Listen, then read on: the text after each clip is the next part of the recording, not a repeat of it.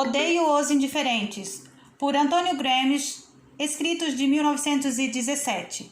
Parte 6. A Disciplina. Em um dos contos do Livro da Selva, Rudyard Kipling mostra em ato o que é a disciplina de um Estado burguês forte. No Estado burguês, todos obedecem. Das mulas ao sargento da tropa, dos cavalos aos soldados que os montam, dos soldados ao tenente, dos tenentes aos coronéis, dos regimentos ao general de brigada, das brigadas ao vice-rei das Índias, do vice-rei à rainha Vitória, ainda viva quando Kipling escreveu o livro. A rainha dá uma ordem e o vice-rei, os generais, os coronéis, os tenentes, os soldados, os animais, todos se movem harmonicamente em direção à conquista. O espectador ingênuo de uma parada militar ouve do protagonista do romance, aspas, vocês não sabem fazer o mesmo, então são nossos súditos. A disciplina burguesa é a única força que mantém estável o agregado burguês. A disciplina é preciso opor disciplina, mas a disciplina burguesa é uma coisa mecânica e autoritária, enquanto a disciplina socialista é autônoma e espontânea. Quem aceita a disciplina socialista deseja declarar-se socialista ou tornar-se socialista de maneira plena, associado-se ao movimento juvenil se for um jovenzinho. Quem é socialista ou pretende sê-lo não obedece, comanda a si mesmo. Impõe uma regra de vida aos seus caprichos, às suas veleidades desmedidas. Seria estranho se, ao mesmo tempo que quase sempre se obedece sem reclamar a uma disciplina incompreendida e não sentida, não fosse possível para nós operar segundo uma linha de conduta com cujo traçado e firme coerência contribuímos. Porque este é o caráter das disciplinas autônomas, ser a própria vida, ser pensamento mesmo de quem as observa. A disciplina que o Estado burguês impõe aos cidadãos faz deles súditos que se iludem de poder influir no rumo dos acontecimentos. A disciplina do Partido Socialista faz do súdito um cidadão por vezes rebelde, que, tendo conquistado consciência de sua personalidade, se sente obstruída, sem poder afirmar-se livremente no mundo. Odeio os Indiferentes, por Antônio Gramsci, escritos de 1917. Parte 7. Os Monges de Pascal.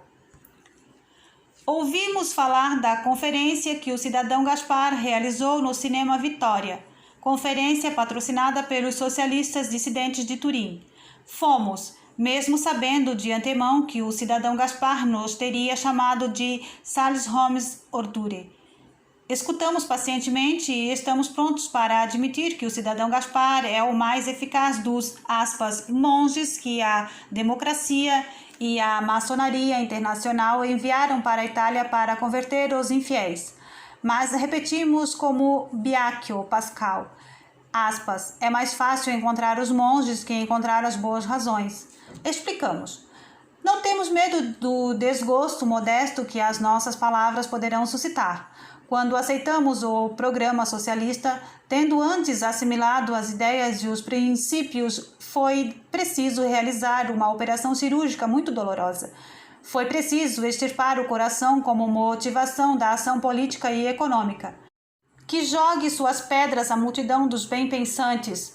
Jogará pedras nos pombos, pois a operação que os socialistas realizarão é a consequência lógica do modo com o qual foi imposta a política das classes que até agora se sucedeu na arena das competições.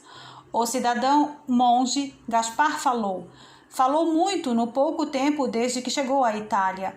Qual é o sumo dos seus discursos? Um apelo ao bom coração. Ele diz querer recorrer aos operários, aos proletários.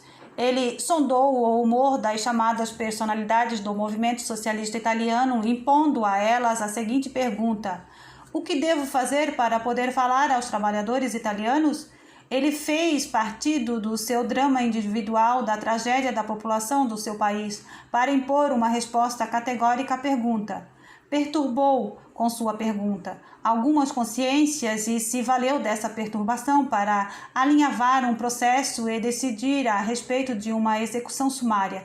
O cidadão Gaspar transformou essa perturbação do coração diante de um drama sanguinário em uma arma de luta política. E essa perturbação natural pareceu, para a plateia de dissidentes que o escutava, uma especulação de dois gumes. O sucesso de seu discurso foi a maior prova do seu erro. Essas mesmas pessoas teriam negado não apenas o aplauso, mas a estima pessoal por Gaspar se ele tivesse solicitado solidariedade aos proletários belgas rebelados contra o próprio governo diante das autoridades dos sicários de Leopoldo II no Congo. As autoridades que o foram escutar ontem teriam exigido que fosse escoltado até a fronteira, rodeado de policiais, e depois teriam medido suas características somáticas como a um malfeitor vulgar. Aspas, é mais fácil encontrar os monges que encontrar as boas razões. O bom coração cria o fanatismo, e o fanatismo move certamente montanhas, mesmo que seja uma montanha de despropósitos. Mas o fanatismo não cria o amanhã. O bom coração não cria a realidade, cria os abraços generalizados, cria o confucionismo, cria o marché de Dupes, cria as ilusões com as inevitáveis desilusões. Os socialistas italianos não se prestam ao jogo. Preferiram consertar integralmente seu caráter de socialistas acima do bom coração. O que poderiam fazer pela Bélgica sem perder seu caráter de socialistas? Que coisa poderiam fazer pela Bélgica no âmbito natural da luta de classes? Basta colocar a pergunta para ver como qualquer assalto contra eles é tolo e perverso quando vindo de qualquer um que se considera socialista, para ver que tal ataque não pode levar a outra saída senão ao ódio indefinido, ao ódio místico contra os infiéis, devido ao medo e à simples razão de que os infiéis não agem ou pensam como se gostaria que agissem e pensassem, se fossem como são os demais. É isso que irrita nessas polêmicas vazias. Não a sua existência, mas a sua atitude, essa falta de compreensão recíproca, esse fingir em nome de um sucesso superficial, não compreender que é questão de vida ou de morte para um socialista ser aquilo que realmente é, manter seu programa intacto e continuar a afirmar integralmente aquilo que é mais precioso em sua vida, o seu caráter específico. Por que não querer compreender que a atividade dos socialistas italianos deve ser discutida e criticada com critérios socialistas, não critérios empíricos, contingentes, alheios ao programa socialista e contraditórios em relação a ele? E quando a vontade é atacar um partido desejando obter apenas fins ocasionais, prefere-se a maldade estúpida à discussão séria. Para discutir seriamente é preciso compreender o adversário e suas razões, contrapor outras que se apoiam sobre a mesma linha de vida, mas é mais fácil encontrar os monges que encontrar as boas razões. Na conferência de Gaspar e Volkart estavam presentes naturalmente toda a nobreza do mundo burguês local. Representantes do município, do Ministério do Interior, da polícia, assim como a seção dos socialistas dissidentes, os organizadores da manifestação antiproletária quase por completo. Os dois oradores foram aplaudidos com frequência, sobretudo nos pontos polêmicos contra nosso partido, seus líderes e seu jornal. Os discursos terminaram fortemente ovacionados, com gritos de Viva a Bélgica, abaixo os alemães da Itália, ou seja, nós, e etc. Na saída, Gaspar e Volkart foram novamente aplaudidos. Distante do pequeno grupo de alemães que assistiam à conferência, um ardente intervencionista, até então quieto, lançou aspas, abaixo ou avante. Seguiu-se uma risada. Os dois oradores, sempre rodeados por muitos dissidentes do socialismo, se dirigiram ao restante da estação, onde lhes foi oferecido um almoço. À tarde, convidados pelo prefeito de Avigliana, o advogado Bonaldo, socialista, reformista e dissidente, os dois oradores foram falar aos operários da fábrica de dinamite Nobel. Não enviamos nenhum correspondente ao lugar e não sabemos como foi a acolhida. Dado, contudo, que realizaram seus discursos em francês, será que foram compreendidos? A turnê Gaspar terminou. Terça-feira pela manhã, os 2 belgas retornaram a Paris. Tiveram muito sucesso na Itália, mais sucesso antiproletário estritamente burguês. Os dissidentes do socialismo renderam largos elogios aos 2 oradores. Faltou completamente a adesão tão desejada do proletariado socialista. Volkhard disse que esse é o ponto baixo da sua viagem à Itália.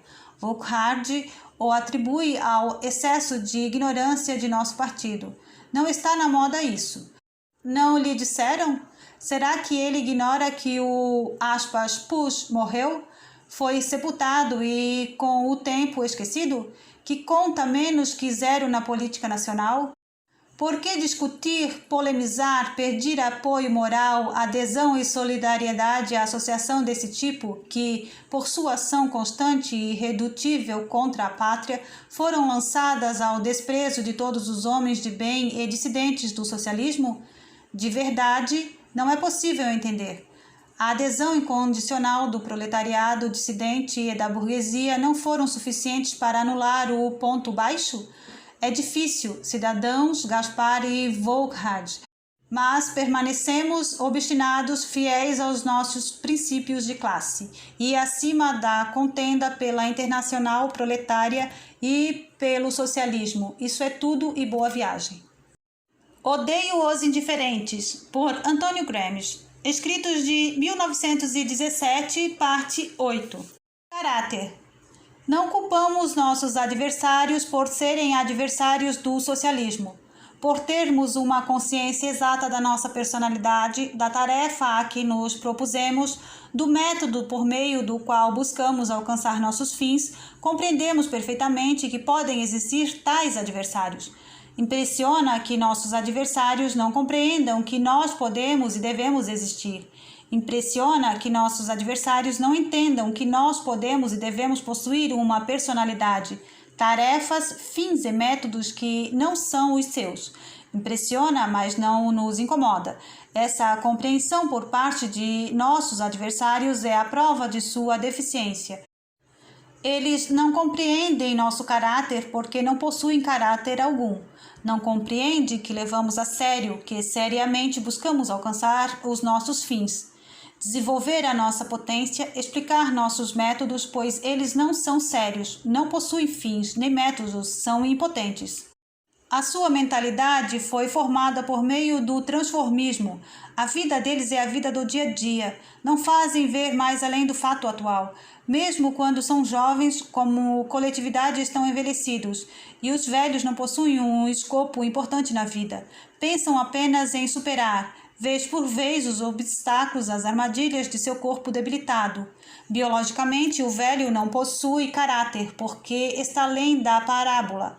O velho consome as energias acumuladas na juventude e não pode mais imaginar, não pode mais compreender que exista quem se preocupe, ao contrário, em multiplicar as células e os tecidos do organismo, se preocupe com a saúde do esqueleto, que este não sofra desvios, mas permaneça homogêneo, como é aquele de um homem biologicamente perfeito e não uma massa de matéria cartilaginosa, que entra em colapso e se deforma dependendo do impacto das forças externas. A mentalidade dos nossos adversários é transformista. O primeiro núcleo dos partidos conservadores atuais foi constituído por homens que, no período entre 1860 e 1880, foram convertidos das ideias extremas de então messianicismo, radicalismo, antimonarquismo e etc., para as ideias da ordem. Foram convertidos pelo sentimentalismo ou pelo espírito de adaptação. O sentimentalismo tornou-se, assim, o princípio político constituído da vida pública italiana. O sentimentalismo que destrói o caráter, que impede a formação do caráter, que substitui a vida lógica pela confusão, o destino pelo instinto e caótico, que nega todo programa concreto, porque disposto a modificar-se segundo as contingências de cada caso, que é disposto a constranger suas ideias elementares, seus princípios instintivos nos gargalos que os acontecimentos preparam e impõem. Esse comodismo se torna hábito, determina uma maneira especial de pensar. As polêmicas desencadeadas contra o socialismo pela atitude que os socialistas assumiram nos confrontos da guerra são uma consequência disso. Os nossos adversários não se preocupam em julgar as atitudes dos socialistas com base em seus princípios e nos métodos que os socialistas sempre professaram e seguiram. Fazer isso significaria julgar verdadeiramente, concretamente. Eles nem mesmo tentam tal juízo, são incapazes. Diante dos homens de caráter, perdem a bússola. Tateiam no escuro, se perdem em todos os becos sem saída das intrigas, da maledicência, da difamação. Não compreendem um comportamento retilíneo, rigidamente coerente. Estão hipnotizados pelos fatos, pelo presente. Não compreendem um homem de caráter que julga e pesa os fatos e a atualidade, não tanto em si e para si, como na constatação com o passado e com o futuro. Que julga os fatos especialmente por seus efeitos, pela sua eternidade. Eles são, portanto, místicos. E os místicos não podem avaliar, podem apenas bendizer ou odiar. Mas esta é a força dos socialistas italianos. Ter conservado um caráter, conseguir vencer os sentimentalismos, conter as palpitações como estímulos para a ação e manifestação da vida coletiva. Os socialistas italianos elaboraram nesse período a humanidade mais perfeita para os fins da história, a humanidade que não cabe nas armadilhas fáceis da ilusão, a humanidade que renegou como inúteis e nocivas as formas inferiores da vida espiritual. O impulso do bom coração e o sentimentalismo. Renegou-as conscientemente porque soube assimilar os ensinamentos de seus maiores mestres e os ensinamentos que se desprendiam espontaneamente da realidade burguesa, exprimida pela crítica socialista. Os socialistas italianos permaneceram inabaláveis no interior das fileiras, determinadas pela existência das classes sociais.